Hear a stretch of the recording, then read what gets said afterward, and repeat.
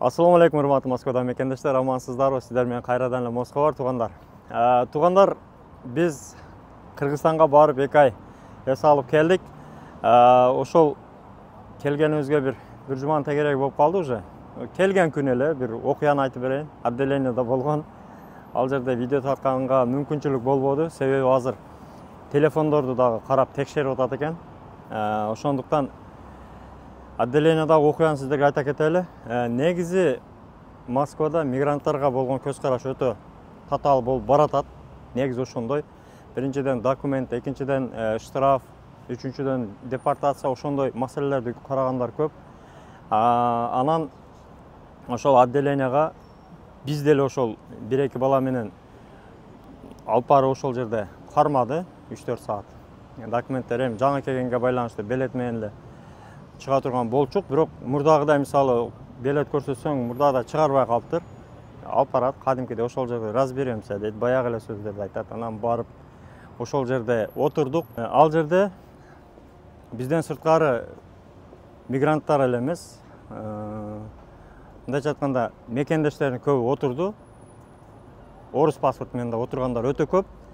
Неге силерди дагы неге текшерип атат, неге рейд болуп атат, неге тутуп алып келди десек, аларды деле азыр учурда ошол паспорттарды, орус паспорттарды военный учетко сөзсүз түрдө коюлсун деген указ чыкты дейт. Ошондуктан азыр көчөдө мисалы мурдагыдай паспортты көрсөтүп эле кутула турган ситуация уже жок болуп калыптыр. Азыр ошол баарын алып барып ошол жерде разберемся, ошол жерде көрөбүз, ары бери деген сөздөрдү айтып кармашат экен.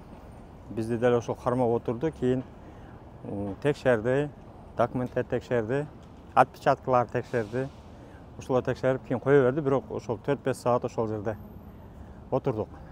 Берки РФ паспорттарды ошол учетко сөзсүз койсун деген, башка региондон келгендер основной баягы регистрациясы жок паспорттарды барып аларга да штраф салды, учету жокторго дагы штраф салды. Кыскасы азыр бюджетти толтуруу боюнча любой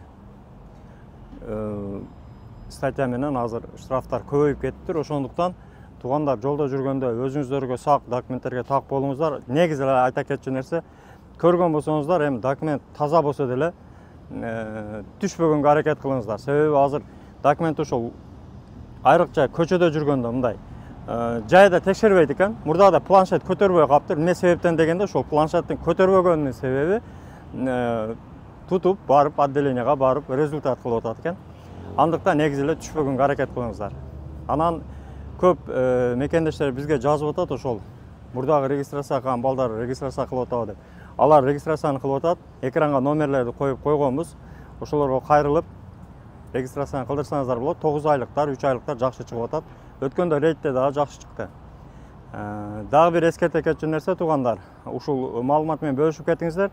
Менин видеому башка номерлерди коюп дагы монтаждап өтө көп алдагандар көп экен. Айрыкча мына Instagramда, Telegramда, башка группаларда. Бизде өзү бир эле группа бар, Telegramда Москва бар деп. Аны ошол экрандагы ссылка менен экранда коюп койгонбуз. Аталышын туура карап, туура көрүңүздөр. Instagram пока жок бизде. TikTok бар. Бирок TikTokто видео деле жок. Андыктан алданбаңыздар, туугандар. Бөтөн жерде бөдө кырсыктан Аллахым өзү сактасын. Дагы айта кетчү нерсе, өзүңүздөргө сак, документтерге так болуңуздар, туугандар. Аман жүрүңүздөр.